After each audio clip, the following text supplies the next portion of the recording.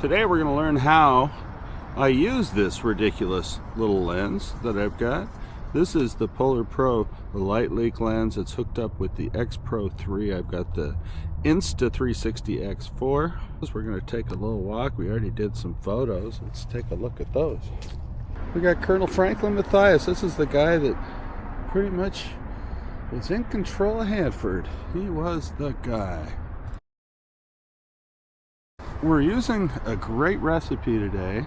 Oh yeah. We're using, this is Chesterfield from CAPTN LOOK. A really intricate recipe. You'll notice I have a purple filter on the front there. That's an FLD filter because we got our white balance whacked out one way and we're going to correct it with an FLD coming back the other way. It's part of the recipe and how it worked. And then we've got the LightLeak lens to add a little glory to the mix, letting the light in right here. I don't have to adjust my shutter speed because it's set to auto, and I don't have to adjust my aperture. CAPTN LOOK, Chesterfield, that's our recipe. We've got the LightLeak lens.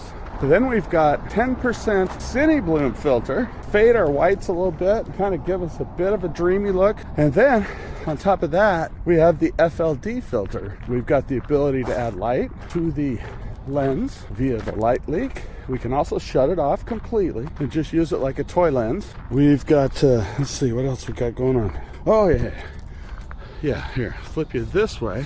Here's our final piece to what we're doing. I've got spot point metering hooked up. So wherever I put that spot in the middle, because there's no focusing on this camera. So what you have to worry about more than that is exposure. Getting your exposure correct can make all the difference. And that spot point metering, I just use my exposure compensation here, so you get that.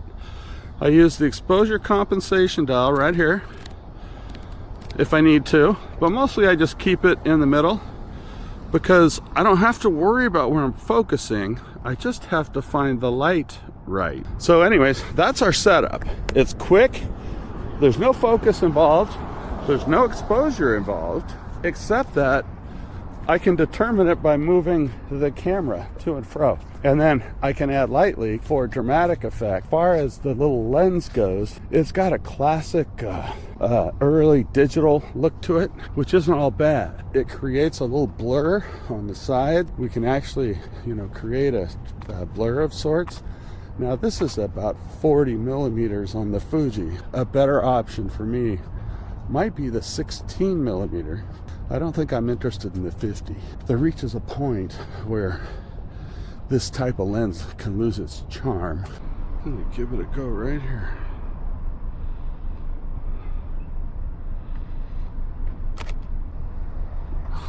Jeez, we got good light today. It's gonna be fun. See, I can toggle that light this way. The auto exposure with the spot point metering. Yeah.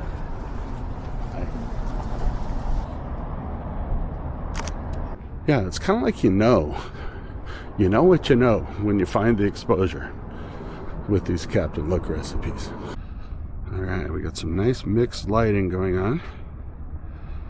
So let's get some contrast. Love it. Unreal. Looks great.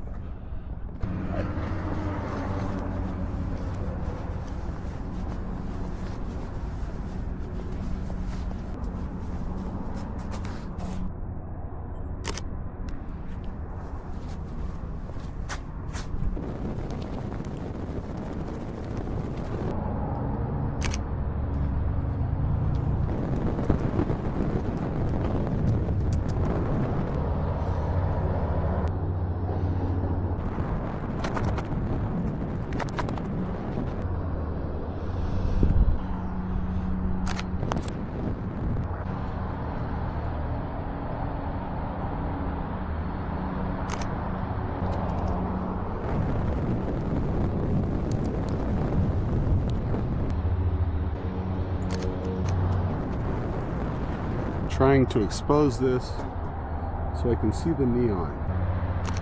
In the middle of all the brightness, I can still get that neon to show. Cool, huh? looks like Books gets a double billing.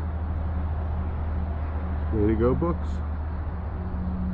I'm playing with that reflection, seeing what I can get to show through.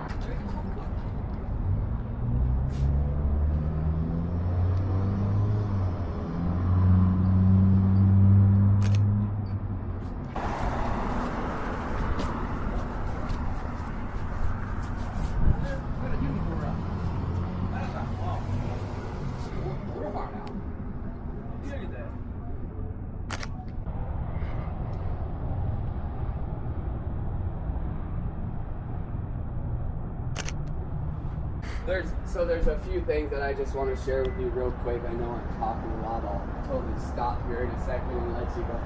Yes.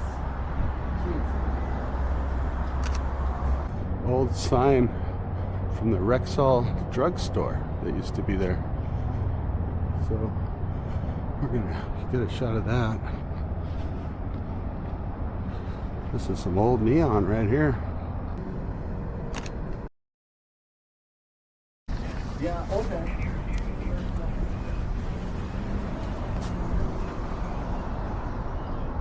Yeah.